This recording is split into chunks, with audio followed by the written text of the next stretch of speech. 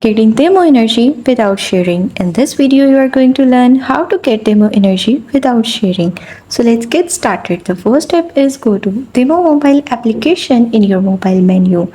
In the application, a screen like this will appear in the bottom of the screen. You will see an option that says You.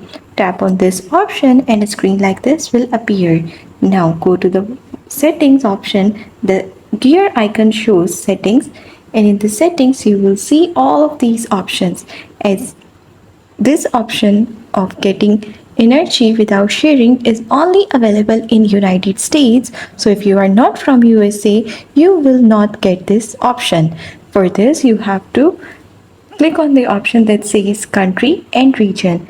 You will see all the countries here. From here, select US country as your country or region. After selecting US as your country and region, you will be able to see the option of earn free gifts and cash.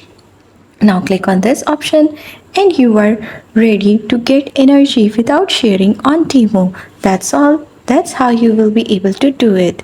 It's pretty simple.